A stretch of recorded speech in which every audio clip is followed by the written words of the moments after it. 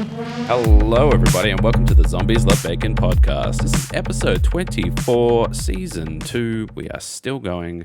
It's very, very busy time for everyone really involved in the podcast. So apologies if things are a little bit all over the shop, but we can explain that all on the podcast. I'm joined today by Shelby. Hello, it's me. It's Shelby, and we've had a very busy couple of days. Busy couple of days, and it's going to be busy for a while. Yeah. So we come in fresh. It's still happening as we're recording this, but we're coming fresh from DreamHack here in Melbourne. First time DreamHack's been in Australia. It's, I think, the same kind of event has gone under a few different names. ESL, MEO, whatever you want to call it. But it's a big esports event that takes over Olympic Park. For those who don't know what Olympic Park is, it's where the tennis is. It's where the Australian Open is. Rod Laver Arena. Rod Laver Arena was turned into CSGO Arena, essentially. Was yesterday. It's League of Legends Arena today. It's pretty nuts when you think about it. In the grand scheme of things, an international Grand Slam tennis event and an esports event are the same size. It was kind of cool, though, to see, instead of a tennis court, it's just two huge stages of different esports. I think it's really cool to see esports events live. Yeah, like I said, they had the League of Legends World Masters at Hisense Arena, which is part of Olympic Park as well, one year, and I went along to that. And I don't follow League of Legends in any aspects, but just being in the crowd and like just with the it was like going to the football. It was, and it was the audience was into it, the crowd was into it, it was just awesome. Certainly from a perspective of, hey, I just sit in my bedroom and play video games, to I'm in a Grand Slam arena watching all these other people cheer on people playing video games. It's kind of surreal to get to that level. But so DreamHack, 3-day event, Friday, Saturday, Sunday. DreamHack has famously been more about the LAN aspect of things, which we didn't actually go and have a look at because we didn't bring our computer and stuff like that. But just a stadium full of computers. Literally a stadium full of computers, yeah. And people sitting in the dark playing games. Which was sold out, by the way. Bring your own computers. Yeah, sold out. So even at PAX, for the PAX bring your own computer, that goes off as well. People love it. Yeah, essentially. And so it was very cool.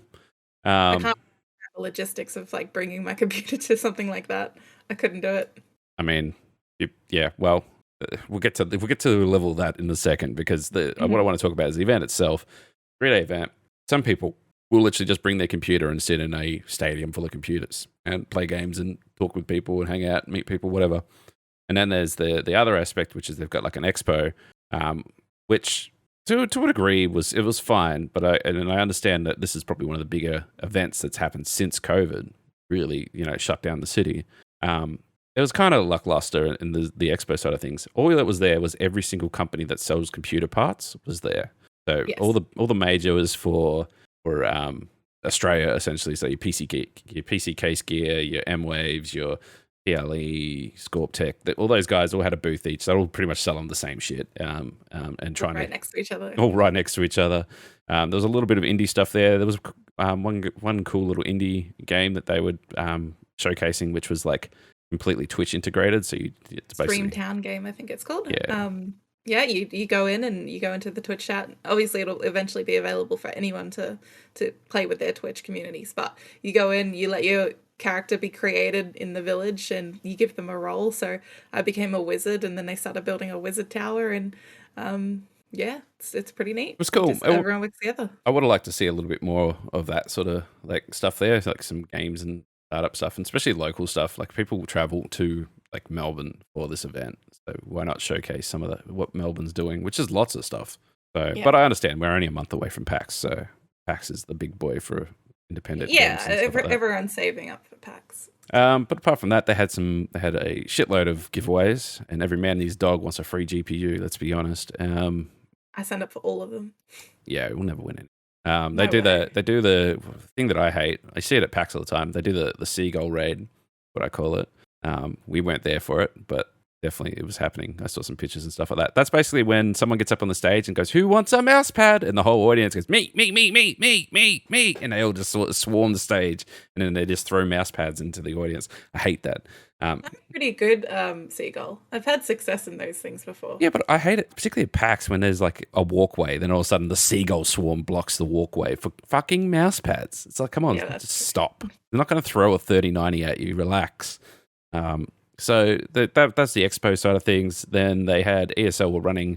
They had CS:GO on the day that we were there, and that took up half of Rod Laver, and then on the other half of Rod Laver, they had like a smaller set up down on the actual ground floor that you can go down, and that's where they were doing. Couch Warriors were hosting their fighter tournaments deep in that Street Fighter. I gotta say, Street Fighter 5 that's ancient now. Let's be honest, it's looking fucking nice. Like it looks good.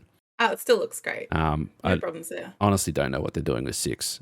I know what I want from a casual perspective, but I also know that the competitive perspective is so much different that that's not my place to say. Yeah, we watched a little bit of like some competitive fights yesterday in one of the arenas, and they play very differently than you or me ever would. Yeah, I mean, absolutely. And because I had friends who, and like a Friendly Tree, who's a top great Tekken player. You know, I've played games with him, and he showed me sort of the basics and stuff like that. It's the way they think about the game is completely different to anyone else. And I'm a button masher. Yeah, so and that's fine. Like they can have their own thing. I'd love that if they could make it so it's a bit more casual, sort of more like the old sort of Street Fighters and stuff like that, so that casual people could jump in and play a little bit. But honestly, just watching them play, it's kind of insane. And if you're interested, Couch Warriors, huge fighting scene here in Australia. They organise tournaments like every 3 months or something. Kind of nuts.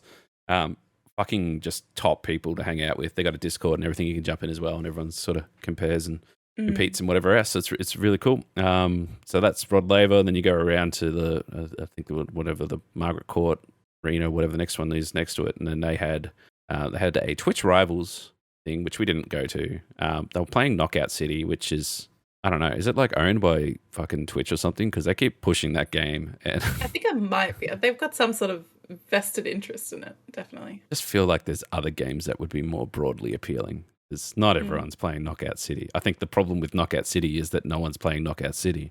From what I've heard, the game itself is fine, but yeah, just no one's really. There's just a lot in that area of those sort of games at the moment, to be honest. It's just there's no I don't know. It's a little saturated. Yeah, it's just it's that game's fun, but you know I'm not going to dedicate my life to it. Yeah, it's whatever. And then party games. It's a party game. Yeah, and then on the other side they had Halo, which I'm surprised still has a fairly competitive scene. Yeah, that was a pretty cool match we were watching too. Yeah, it's cool. We're gonna sidetrack just real quickly, but also fuck Halo. They can get stuffed. Assholes. They cancelled split screen co-op after making a big song and dance of every Halo title. From now on, we'll have split screen co-op, couch co-op. It is the Halo way. They not only cancelled that, said that's not happening anymore. Their online co-op was delayed. And I feel like the reason they're doing that is because they got a dwindling player base and they want to pump all their resources into their multiplayer thing because that's the only thing that makes any sort of money. Okay. It's just dumb. So get fucked, Halo. Anyway, back to DreamHack. Apart from that, the venue itself, and like this, I'm just painting a picture for you guys because I feel like it's underrepresented, like how cool DreamHack is for like a weekend or whatever. All right. And yes, tickets were like $50, but $50 for a full day, you know, you spend $50 going to the cinema. Again, I'm going to say you could spend $50 going to the cinema and seeing Dragon Ball Evolution. All right.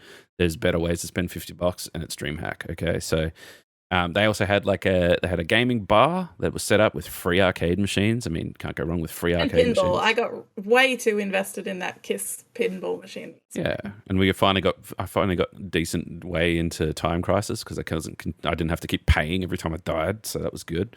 Yeah. But yeah, it was good. The venue itself, because it's so spread out as well, a lot of outdoor, a lot of like areas and a lot of venues, like food venues and stuff like that, are all built in and stuff like that. There was never one point at all that during that whole thing that I felt like I was invading someone's personal space or cramped or pushed or anything like that. We even didn't feel claustrophobic. It was quite nice. It was really nice.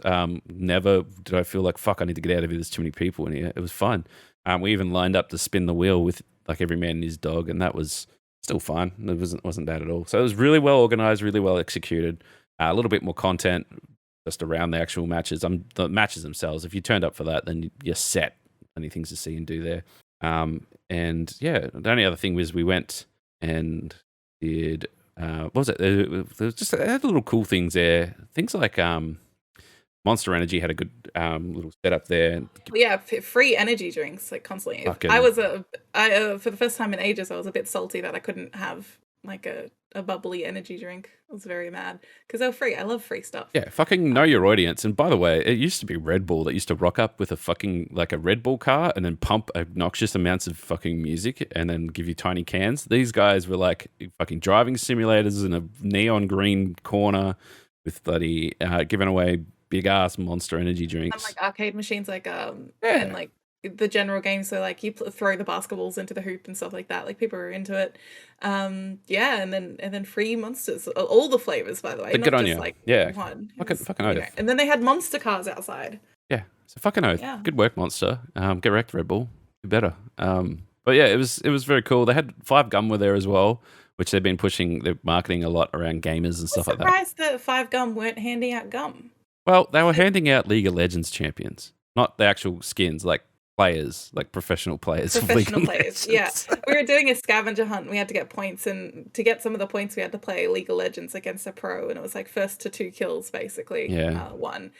He destroyed both of us. Well, yeah. He tried to like explain it to you, but oh my god, Shelby. I don't know what I'm doing. So he's like, what kind of games are you into? Because he was going to recommend you a character, right? And then what game did you say? I said I play mostly like narrative games and story-based You said stuff. I play Life is Strange. I don't know. He goes like, what sort of story games? And that's the first thing that came to my mind. I'm not a competitive. I got to tell you, there's no emo high school girl in League of Legends. What else was I gonna play? I was gonna like the other game that I've been playing recently. Because if you said something like, "Yo, like PowerWash Simulator," yeah, okay, there was actually a character that's a lot like a PowerWash Simulator. What? Yeah, Fizz. He's a little like he's almost like Aquaman. He shoots water at people.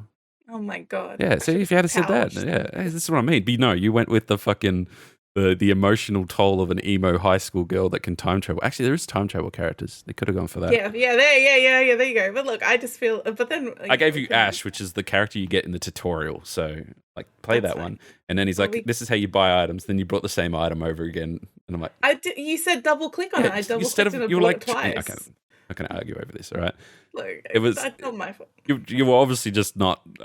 You just were there for the scavenger hunt. You didn't give a shit. Yes. Yeah. I need the points that we didn't get to end up spending anyway. So I ended up talking to the chat. Playing League. And he was like, he asked him what sort of games and stuff to play and that. And then I was telling him what games and stuff. And I said that I stream. He goes, "Oh, what do you stream?" And I said, at the moment I'm pretty heavy into RP because that's been what we've been playing the last couple of weeks. And like, "Oh, you're playing like the big servers, like NoPixel and stuff like that." I said, "No, but I do play on a North American server at the moment with 400 people." He's like, "Is it like hard to play with that many people?" Like this is someone who's obviously he's been flown in to talk about League of Legends stuff. He's genuinely having a conversation, and like I just felt like he was the nicest fucking dude that I'd very nice. ever met. And it's weird when everyone says that League of Legends is so toxic. How are these people so nice? You know? Yeah, he was good. So anyway, he said, he goes, "Have you ever played?" And I said, "I used to play a long time ago. I used to play quite a lot, way like 4 or 5 years ago." And he goes, "What do you play?" And I say, "I play Yi." He goes, "If you want, we can both be Yi. We'll go same land out 1v1." I'm like, "Sure." And then we're playing, and then we just sort of it's just in an ARAM 1v1, and it's first 2 kills. And I did something like I canceled something or I clicked or something like that. He goes, "Oh, you might know actually." You know the rough idea. And he goes, I go shop, I buy item, then you try harder. I'm like, "Oh, okay." And then he goes to the shop, comes up and kills me in 2 hits. I'm like, "Okay, that was GG's." Yeah. But it was like, he's just so nice about it. Yeah. But yeah, so that was cool. And I feel like, and we've talked about like when I used to do like the Fortnite champions you play with the pros and stuff like that. I feel like there's not enough of that kind of, hey, come play this game and like we'll show you how to play it from the pros perspective. Like that was really like anyone could have shown up, had a good time playing League of Legends, which is like that's rare in itself, let's be honest. Yeah. Well, get wrecked, League of Legends. Scored a nice League of Legends lanyard each from that, and no gum though, even though it was a 5 gum booth. But yeah, it's yeah, overall, I think the event itself was good. It was. The way it was organized was good. Everything was good. I feel like there's probably more creators and more like businesses and so on that could get more involved with it. But I understand there's a cost involved in that. And in most cases, I think I find that everyone's saving up for PAX. So that's all fair. It's very close to PAX, so it makes sense. It's like a month out now. So it's kind of a crazy time because even like PAX is on at the same time as the Twitch, whatever it is, TwitchCon. yes. So there's a lot of there's always this argument with people like, oh my god, it's on at the same time. People are gonna have to choose. I'm like, the percentage of people that attend PAX who also have the ability to attend TwitchCon is very small. Very different demographics. Like it's very small. Like even if you're a top tier Australian based creator, TwitchCon is a fucking trek for I don't know what you get out of it, honestly. Unless your audience is 100% European, and you're going over to have a community meetup because you don't have a community in Australia, that I can understand. But like going to a convention and networking and stuff like that, it's good, but it's not that good, you know? It's not worth international travel. Yeah.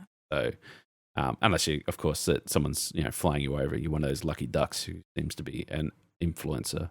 But yeah, so it's all fine. It's overall, I think more people should go to DreamHack. I don't think you need to necessarily buy a 3-day pass and bring your computer. I think if you've got people that are semi-interested in esports in any aspect or just like gaming and tech and stuff like that, it's definitely worth going even just for a day and just suss it all out like we did. And that's pretty cool. Yeah, I mean, we went from early morning to like 2:30 p.m. because you had stuff to do in the afternoon. Yeah. But, even that was like enough time for us to see all the expo stuff, do through the scavenger hunt, walk around and go look at. Yeah, we didn't get to stay and watch much of the actual sports events, like the finals and stuff like that were later in the day, but that's okay because we had Clash, but that's okay. It's fun. What I will say from the whole thing was that it does make you feel very poor when you look at the sexy fucking computer parts that you can get now.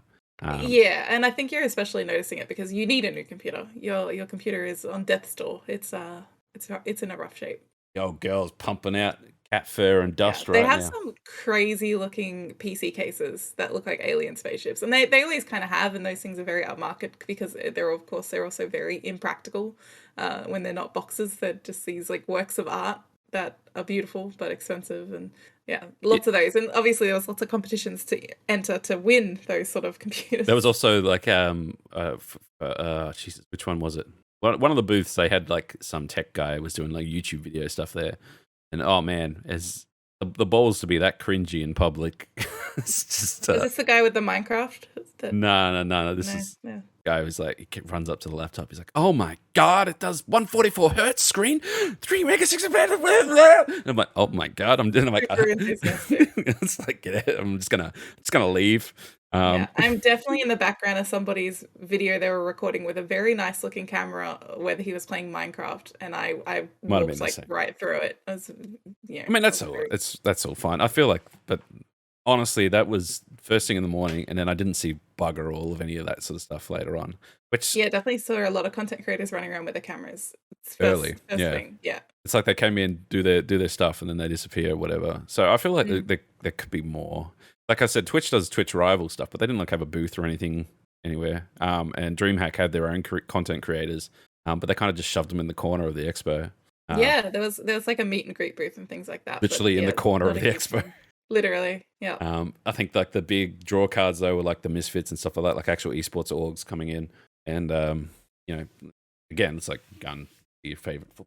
Mm-hmm. It was good, but it's good. Yeah, definitely worth. I hope they continue that on and grow. I know there's a little bit of saltiness around Australia where they keep putting shit in Melbourne.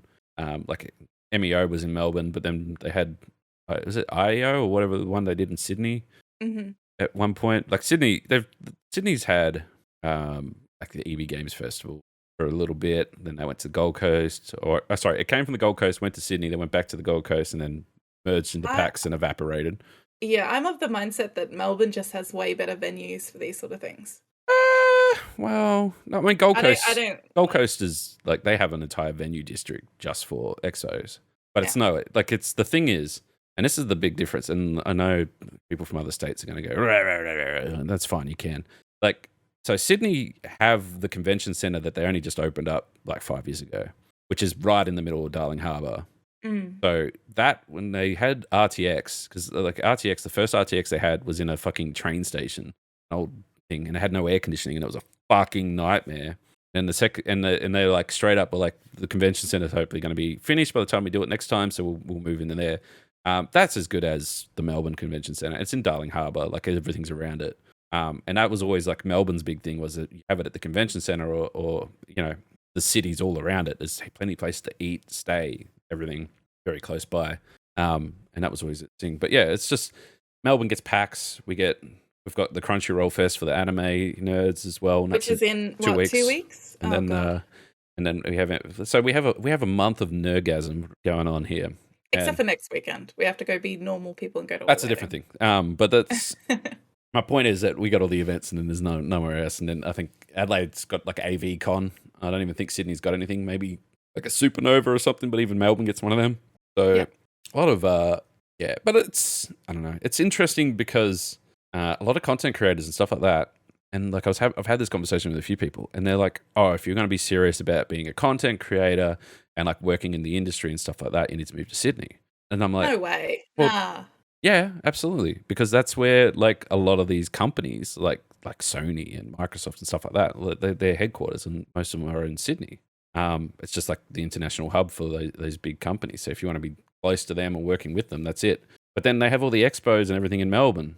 So it's like the audience is in Melbourne, basically. And like the reason why RTX, which is the Rooster Teeth Expo, happened in Sydney was because Sydney has the biggest Rooster Teeth fan base outside of America.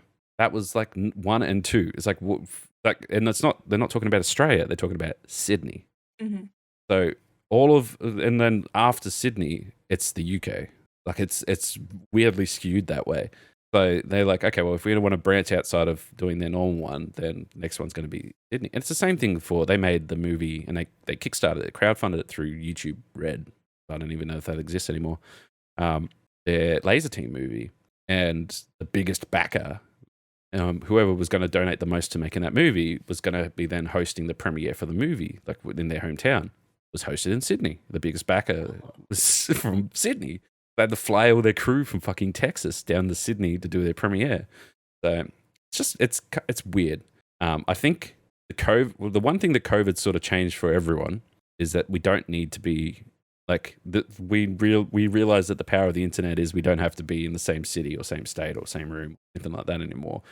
You can do a lot of shit online, and that sort of opened up the possibilities. But for the longest time, it's like if you can't attend this meeting or attend this venue or come to this event, then you're not going to be a part of it, sort of thing. But yeah, so it's weird. But I just remember reading this article because this is where it gets me, right? So Melbourne gets all the events. That's a given. I'm sorry, guys. It's just facts. But a lot of their head office and a lot of marketing companies and stuff like that, they're all based out of Sydney. So if you want to be working in the industry, Sydney's sort of the place to be, right? But then if you want to talk about like developers, coding, like publishers, stuff like that, they tend to be all up in the Gold Coast, and that's where Rockstar had a venue up there at one point.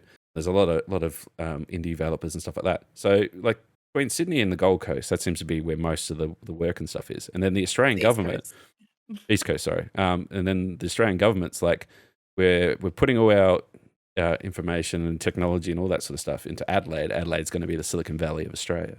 And how's that going for them? I mean, Adelaide did make Wi-Fi, so that is Adelaide made Wi-Fi for everybody. Yeah, but what if you're welcome, world. Yeah, I don't know. They tested. So there's like they have Lo-Fi, which is their other thing that they've made, which is a line of sight internet connection as fast as NBN. So that was trialed and created in Adelaide as well. So that's basically they put big towers on top of big buildings. And then and bounces around, and then like it spreads like a net, so it's like that network kind of style thing. But you can then, so if you want to buy into it, you can put an antenna on your roof, connect into the net, and you can get very fast internet without having to have any wires or anything put into it. So it's cool technology again. But yeah, it's just weird. I just wish there was some kind of consistency. Well, it's probably best that there's not, so that everyone gets a little bit of something except for Perth. Okay, so if you look at like America, for example, Austin, Texas, like podcast capital of America. YouTubers often go to California or Texas, but a lot of it's Texas now. Same as Twitch streamers. And do you know why? I have no idea. Taxes. Taxes. Yeah. I have a friend who she met online, a Twitch partner from the US, and then she moved from Australia over there to be with him. She's now a Twitch partner as well, and they're in Texas now. It's just what you do and where you go when you're a Twitch partner, apparently. Yeah, it's it has something to do with taxes. I don't know. It's like I think California, the taxes are something else altogether. Yeah. I don't know. I don't know how America works. I don't know how it works.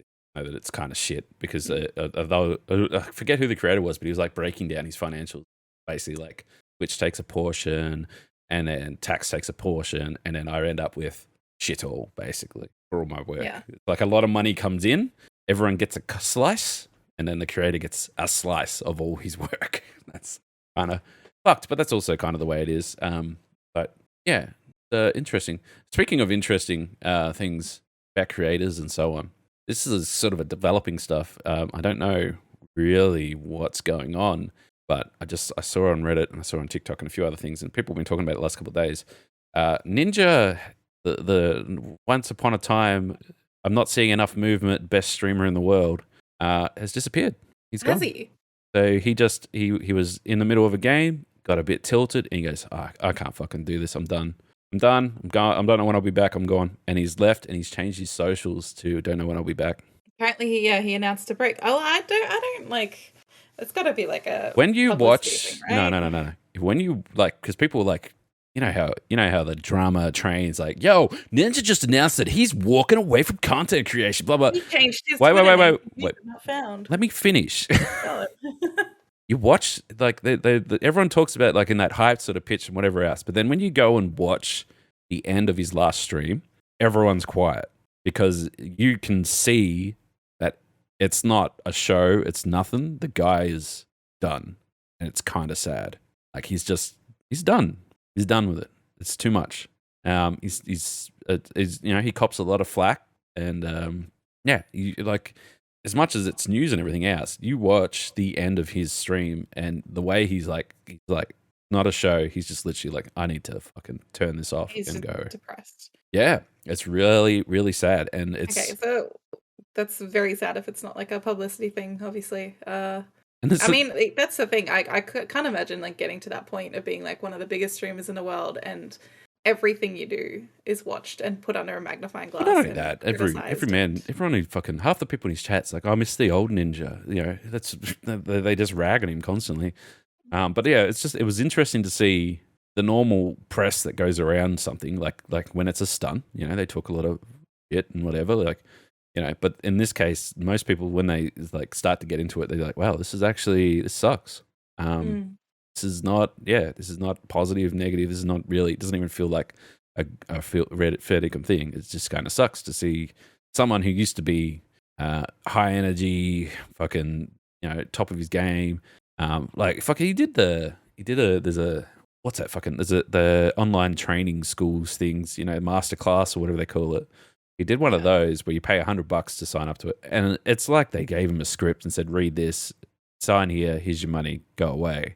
And then people were like, wow, Ninja doesn't know shit about streaming because this class is bullshit, blah, blah, blah. And like, it's not him teaching it. It's, you know. It's a money thing. And look, there's so much. People don't realize that to be that level and to be like signing brands and dealing like that, like he might be working with 10 brands, but I guarantee you there's probably 100 trying to work with him and probably 50 of them are trying to rip him off, you know. And there's a lot of work to do all that sort of stuff. And what the more schooled streamers are doing is they come to the top, they make all their deals, they make sure they got, you know, a stable income, and then they fucking just ride it out, and that's it. Like get out. Like Pokimane just announced that she's taking a step back from full-time creation.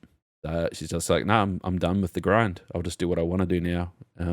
PewDiePie retired a couple of years ago. He just does what he wants. I saw like a article that not an article, it was just a tweet, because everyone talks about in corporate industries right now quiet quitting, which is just doing the bare minimum of your job requirements, and everyone's just like, Pokimane is quiet quitting. I was like, yeah, well, she doesn't have to hustle, she can do what she wants, she doesn't need to do it's the great one, and by all means look it up in your own time, but like Amaranth the Amaranth, the hot tub streamer, or ass liquor, ASMR, whatever you want to call it, OnlyFans, whatever. She's taking all that money and investing it into bricks and mortar businesses. She's like, she's got properties and investment stakes in all these different companies and stuff like that. She just won't have to work. And she's a huge fucking like not hippie, but like nature reserves and fucking save the whales, all that sort of stuff. Like philanthropy. Yeah, all that stuff. So so she's at the point now where she doesn't even have to stream anymore. She's just straight up like, I mean, she makes $1 million a month from OnlyFans, but it's just like she's taking that money and she's buying businesses. She's buying restaurants and fucking laundromats and shit. So yeah, she's set. But that's the clever thing to do, because and this is the same thing. I'm going to keep comparing things to football. This is the same thing with football, because footballers will come and they will play football from the ages of like 20 to 30, maybe 35, before their body starts to give up on all the fucking torture they give it, right? And then they can't work or anything because they spent their whole life playing football. Then they, you know, the old joke was, you know, you see it in movies and stuff like that, they open a car lot and then they use their name to sell cars if they were good at football. But then there's the unlucky ones that had a fucking injury and didn't get to play a game anyway. So it's like they need to take their money that they're making and invest it into things that can go long term to get their money back, you know, so they can retire. But most of them spend it on coke and hookers. Let's be honest. When you're a rock star, it's just what you got to do. But yeah, it's very interesting. I felt like the ninja thing's very sad. You know, and I feel like there's a lot of content creators and stuff like that kind of feel the same way. And what I would say to, particularly, there's a lot of people that are like, yeah, I stream, I just haven't streamed for a while, or I like to create content, I just haven't done it in a bit, and you know, I haven't played the do this. My thing is, you don't have to be the streamer, and you don't have to be the one making. You can be a community member, or you can be a character that's in other people's content and stuff like that, and still be a well-known person. Character in your content? No, you're a streamer that never streams. No. But I feel like it's undervalued a solid community member. And like, I know that there's like, I've got friends and stuff like that who, I mean, they do stream once in a blue moon or whatever. But you see them in other people's chats all the time. They're always chatting, you know, they're jumping into games. They'll be playing, you know, they jump in and play some Destiny. Like, I can think of people that, you know, I barely know them, but they jump into games and has fun and stuff like that.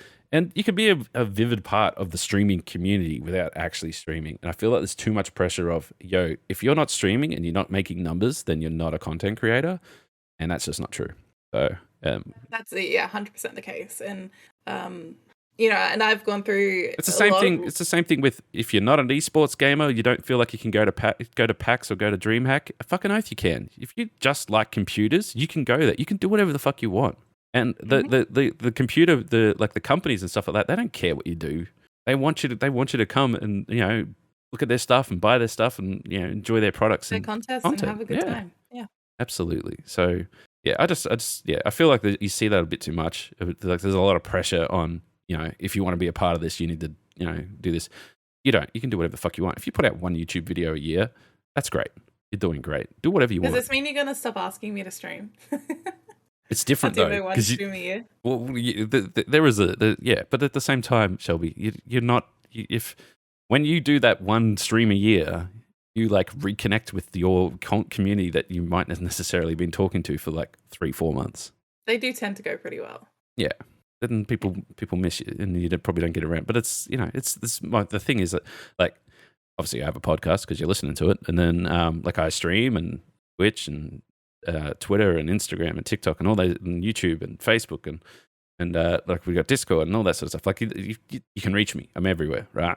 And you can be a part of it. And like, I've got people that I would consider not just community members but friends, because they've been liking my posts and commenting on my posts well before I was even affiliated on Twitch. They probably haven't been in my Twitch stream for fucking 5 years. But you know, I know what they're up to, and you know, they had a baby, and I said, you know, congratulations and stuff like that. It's not even mutuals; it's just friends. We just fucking. They're not a content creator. They just liked the same things. We shared interests and ran into each other once upon a time, and followed each other on Instagram. And them liking my post and commenting on it is fucking mint to me. I'm just like, you're a top person. I enjoy your company just from that alone. So yeah, I don't know. There's a lot of people that I feel like they get down in the dumps, and they're like, I'm not a part of the community because I don't stream, or and when I do stream, no one turns up and stuff like that. And like I feel bad a lot of the time because there's a lot of streams that I'd like to watch, but because I stream so much at the moment, it's like, fuck, I can never jump into your stream because by the time I finish streaming, you'll finish streaming. I missed it completely. And watching VODs is not the same. It's like those friends in your day-to-day life who you both will have work full-time, different jobs. You can never set up a time to have coffee. Yep. Like, you just can't get there. Yeah, exactly that. And like, as much as like YouTube and stuff's fine, it's not the same. Like sometimes I watch a YouTube video, I'm like, I just want to tell them right now what, like at this point in time when they're recording this video, I need to tell them something, because I want to have that conversation with them, where YouTube's a one-way street and I'm going to be like, leave a comment, and then half the time I'm like, because particularly with me, I was like, oh man, if I knew this conversation they're having would be different and this would be a much better episode, but I can't tell them. I can just leave a comment and they can comment back, and it's just like, man, live streaming is really where it's at. So I don't know if anyone got anything from my ramblings just now, but it was good. But I do want to talk about someone in particular, because like we said, we did have a clash yesterday, and if you don't know who Alchemy is, I think it's Alchemy_03 on Twitch. Yes. Icon in the Australian Twitch community, especially in Adelaide, really. It's just well known for doing a lot of community stuff. I'd say child prodigy, future genius, probably get us to Mars before Elon Musk. It's like, for those who don't know, he's been part of the creative showcase on Twitch ANZ, which landed him on the front page a bit. He's doing a lot of coding. But he's been basically coding his own world, really. He's moving into not the metaverse, but the Alchemyverse. I think that's a good name. That's a good name.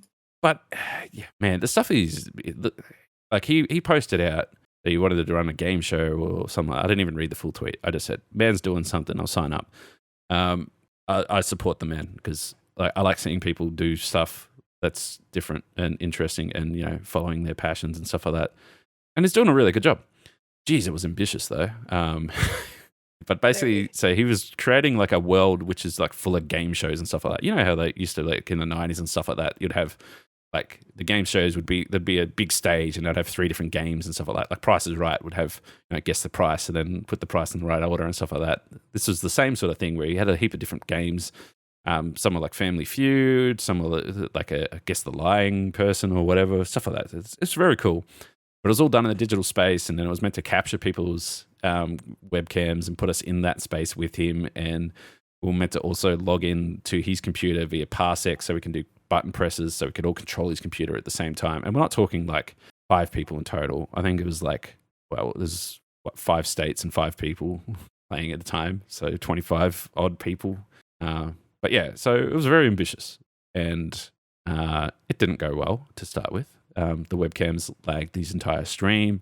Parsec didn't want to play a ball. Some people didn't rock up, blah, blah, blah. But the man steered it around, and we said, well, this is what we can do. We changed things on the fly, and it just worked. And it was very entertaining, to say the very least. And I was representing Melbourne, and I just had fun. I don't even care at that point. I was just having fun. Just a really good mix of people as well, participating in this event. And look, I'm sure he got something out of it, and there's definitely a bit of a learning curve there and stuff to do it. And I'm sure he's not going to. This means the next one will be bigger and better. Yeah, exactly. Really? I don't think he's going to stop. He's going to keep going, which is great, fantastic. But Jesus, yeah, it was fun. It was really good to see. So if you're interested in all, you should check out Alchemy and his stuff. He does coding streams a lot of the time, and just genuinely nice person. Who I fully support. It's rare when you run into someone, you just go, I don't care what you do, man. I'm there for you. Let's do it because fucking it's good, But yeah, so that's what I spent Saturday night. It went. I don't even know how long it went for. It was still going. I think. Yeah, when it was like Melbourne was knocked out in their first round. Oh, okay. Listen here. It was. I'm not roasting. But yeah, I think Canberra won, didn't they, at the end? Yeah, Canberra did one, and Carpendor also won. Carpendor is the real winner. If you don't know what that is, it's a car and a pen and a door. Yeah. Carpendor is the big winner. And it was meant to be Carpenter, but everyone's... No, it's not. It was meant to be Carpendor. What the fuck's a carpenter? No one knows what that is. Carpendor makes sense. Carpendor. Everyone knows what Carpendor is. Carpendor? Say it quick enough. It sounds like a carp, like a fish. Carpendor. It's a leaked Pokemon for the next generation. A Carpendor. Carpendor. Yeah. Carpendor. Nah. Carpendor. Carpendor. Carpendor. Carpenter. Carpenter. Anyway, really good. And hats off to Alchemy for fucking just nailing that. Things like that is so stressful. And yeah, doing it live in front of an audience of 80, 100 people can't be easy. So good on you. Yeah, basically. But yeah, it was good. More things like that to come, hopefully, and that's like another thing as well. If you want to stream and like maybe not necessarily always do gaming, but you're good at something else, you can stream basically anything these days, as long as it's PG. Oh, 100%, and not like that woman that we talked about in that last podcast. No, don't stream getting screwed. That's for OnlyFans streams. But stream if you like to code. You can stream code. If you like to play retro games, you can stream retro games. If you like to repair retro consoles, people love watching that shit. People love watching people fix shit, build shit, sculpt shit, paint shit. At the end of the day, it's like whatever you want to do. Whatever you want to do, you should stream, because then the people that will come and watch you will share the interest with you and will probably be your friend. Yep. Pretty much it. I mean, Frog was playing Hearts of Iron roleplay, whereas role-playing is Italy in some war simulated thing where they're all in like a Discord and they like have diplomatic conversations with each other and whatever. And I think he streamed UN simulator basically. Well, he couldn't figure out he couldn't figure out if Italy was in the UN, because the UN was there and having a meeting, and he wasn't sure if he was invited. But fucking, that couldn't be further away from anything that I've ever been interested in. But here he is streaming it, and there's a whole community of people doing it. And I think it took them like 6 hours to do like 3 turns, and then they gave up. And but it's whatever. It's the fucking internet. Shit's everywhere. People watch me do GTA RP development streams, like, and I used to stream fixing retro consoles, and people would just watch me struggle with tiny screws for like hours. But we had this conversation at work the other day where it was a bit of a joke, but it's also true in the fact that they were talking about like games and stuff like that and things you can do and play and whatever. And I made the joke about the guy who's like obviously like an immigrant worker in America, and he's making the joke of, yo, I chose to not be like my ancestors and like get a full-time job. I'm a content creator. And then it cuts to him playing Lawnmower Simulator. And it's all a funny joke. He's taking the piss, obviously. And then from that, I'm like, there's anything. Like anything's a simulator. And then I said PowerWash Simulator. And they all laughed. Like it was the funniest joke ever. I'm like, no, it's a really popular game. I have basically 100%ed it as of the other day. And they're like, what is it? It's great. I'm like, you literally clean power wash, and you buy upgrades and you get better power washes. And then we went through. There's lore in it, by the way. If you weren't aware, Power Wash Simulator has lore and a story that you actually power wash your way through, which is interesting, and kind of funny. But it's a and good then we game talked about, if you ever want to switch your brain off. So then I mentioned that House Flipper is basically the block, but the TV show, but it's just like fucking a game. And I said super popular. And my only problem with House Flipper now is that there's so many DLCs. I'm quite behind. Well, they were talking about The Sims, and I said, well, House Flipper's like the house building part of it, but better. But The Sims has got the same problem. There's 4,000 fucking downloads and mods and shit. Anyway, the funny bit gets where we're just sort of joking. So whenever someone said something, I was like, it'll be a simulator, I'm like, there's Lawnmower Simulator, there's, garbage simulator. Everything. They're like, is there a farming simulator? I'm like, fucking oath, there's a farming That's simulator. one of the biggest simulator game franchises, farming simulator. And then my boss made the joke of, well, not my boss, but one of my coworkers made the joke of, is there a WorkingClass simulator? And I looked it up, and it's a thing. And get ready. So WorkingClass Life Simulator, it's the Nobody Simulator. Play the working class Nobody. This is a brand new game. It's not out yet. They're working. I'll have to have a look at that. But I guess. Okay. I want to read a little bit of it because it's fucking harsh. All right. The simulation game that takes place in a parallel world similar to our own. Players take on the role of the ordinary nobody. You don't have a distinguished family. You don't have an elite education. You don't have a once-in-a-lifetime business opportunity. You're a regular person trying to get by. But to make matters worse, you've been straddled with debt and must head off to the city with nothing but your work ethic and faith in things will work out so you can pay it back. In the games, players will engage in various kinds of manual labor and manufacturing work as the game tries to faithfully recreate a blue-collar lifestyle. The character has statuses revolving around their health and emotions, and these statuses are impacted by a number of events that can occur, such as getting injured on the job, seeing someone else's paycheck, or sleeping outside and catching a cold. You have to overcome these randomly occurring events to try and get past this game's harsh world. It goes on to talk about how your family breaks down, your wife leaves you, etc., etc. It just gets fucking worse, and it's just miserable. Basically, it's a very That's depressing. but it's also I was very gonna say, real. like, when he said like working class simulator, I was gonna say like job simulator, which is just a cute little VR game. No, this is life simulator. That is just a horrible simulator. It says here, when I moved my character for the first time, I was immediately hit by a car and killed. It was a trial by fire, and how real world could be absolutely brutal. I was accidentally walked into a women's restroom where I was arrested. When I was released 5 days later, my sister had already disappeared. And after retrying and finally getting a job, I was hit with another bit of harsh reality when getting my paycheck was oddly enough much smaller than I risked. So it's good. I kind of feel like I kind of have to play it just for the memes alone. Yeah, we'll have like a super depressing stream. Just play that. I feel like if you're making a simulator game though, you should put simulator in your title because it just makes it funnier. Like, you know, obviously you could play like 2 Point Hospital or whatever, but that, you know, it could just be something else. So like we played Ranch Simulator and that's had a lot of updates since. Yeah, apparently people are really into it right now. This game's called Nobody, the turnaround. That should be Nobody Simulator, in my opinion. Essentially. Yeah. But there's a lot. There's some others. I know that Keymailer, you know, because that's where you could go for. You just go through like the upcoming releases or recently released sections. There's just always tons of simulators of different kinds that you would never ever consider making. I saw like a spider simulator recently. And there's like a beer brewing simulator. There was like obviously there's always tons of fishing simulators too. And gas station simulator. I feel like fishing simulators. Remember we played one we got a Game Pass. Yeah. And I literally just got a boat, went out to the middle of the lake and sat there for the whole stream. Yeah. And I'm like, wow, this is a bit too realistic. It's slow and quiet. Farm Simulator is the biggest of, right? Yeah. Yeah. It's just like and there's the Euro Truck Simulator or trucking simulators train simulator as well. Yeah, but they're all big. Okay, so Farming Simulator. Remember we talked about like game sales. How many copies of Farming Simulator? 8 million. Okay, I usually underestimate. 4 million. So Farming Simulator on launch sold 1.5 million. Mm-hmm. Wow. Had a concurrent player base 20. Impressive. Same time, Battlefield only had 20,000. 12,000, sorry, 12. It's one there. So more people playing Farming Simulator than they were playing Battlefield. Feels so bad.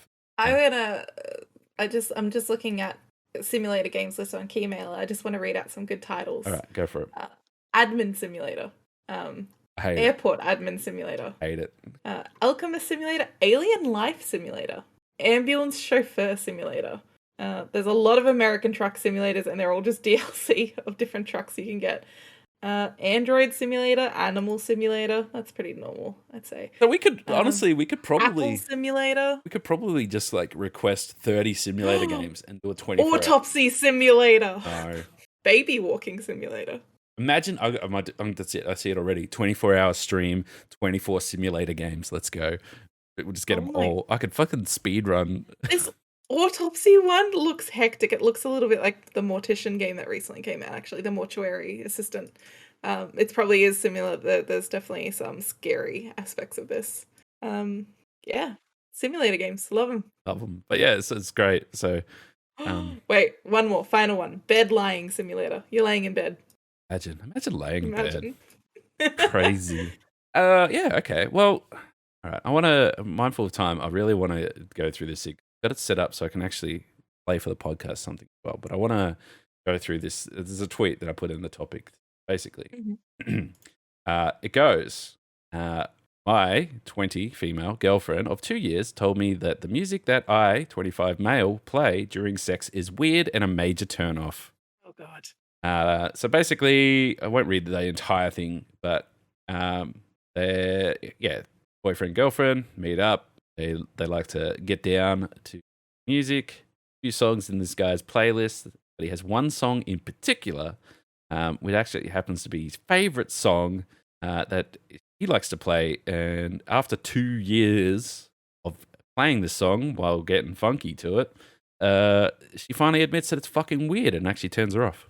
So this is the thing as well. This guy uses the music like people use like Staying Alive to help them do CPR. We'll talk about that a little bit in a second, because I learned that there's an entire subreddit and stuff dedicated to the right beats per minute to giving you different styles of sex. All right. That's a whole thing. So anyway, I'm gonna, Shelby, if you want to you can click the thing, the tweet, and there's actually the songs in there. You can have a little listen to it. I'm gonna play a portion now that you won't be able to hear, but the recording will, so we'll hit play on the podcast. Okay. I've just skipped it forward about 40 seconds, so you can really get into the gist of it. So I'm just gonna play this a little bit of music here for you guys listen to this podcast, and just think, would you get down to this?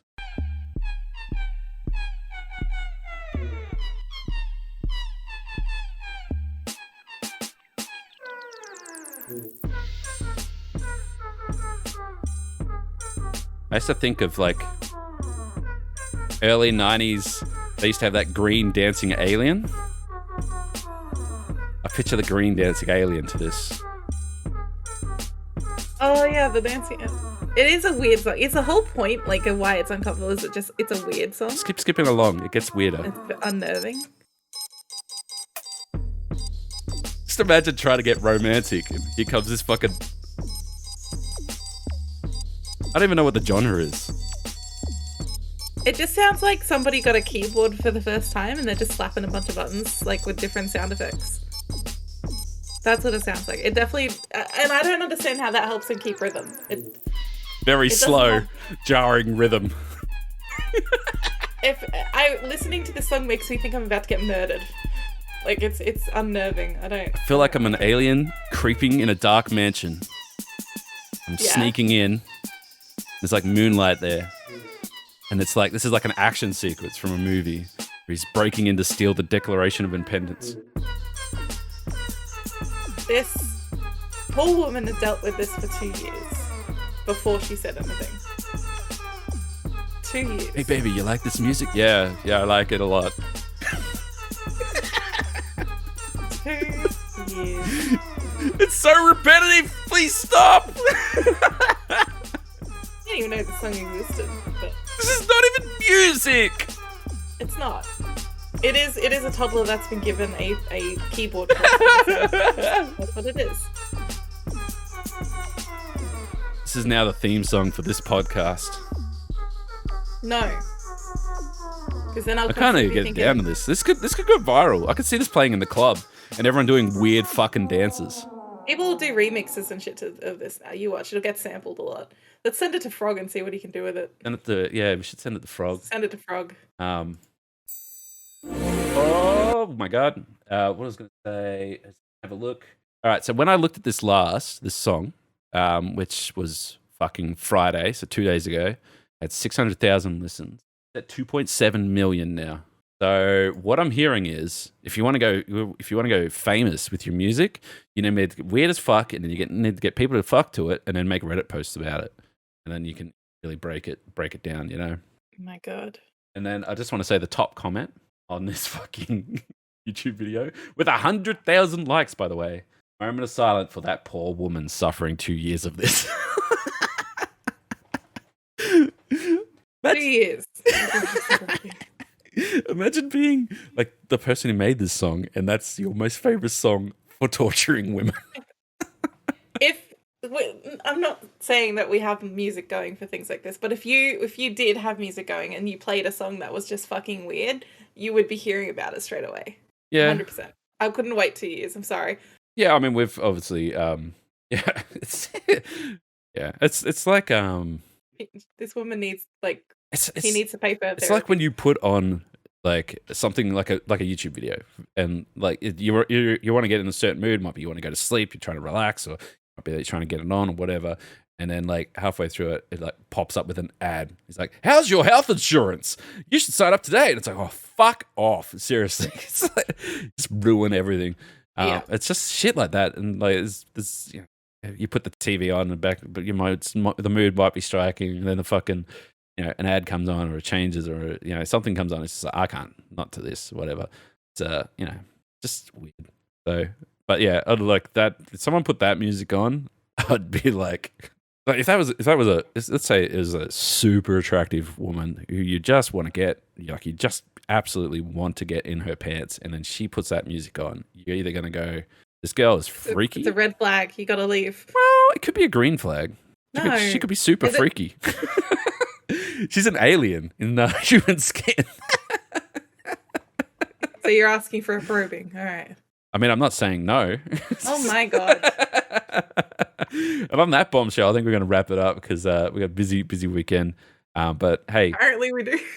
let's go get some probing and. Oh my God.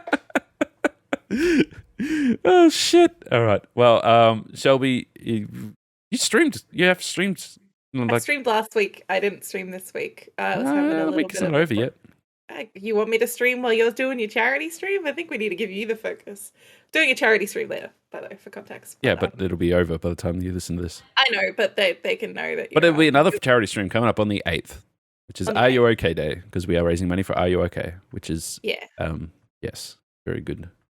But you can find me when I do stream at Shell Bunny on Twitch or Shell Bunny _ on Twitter, where I tweet when I'm going live.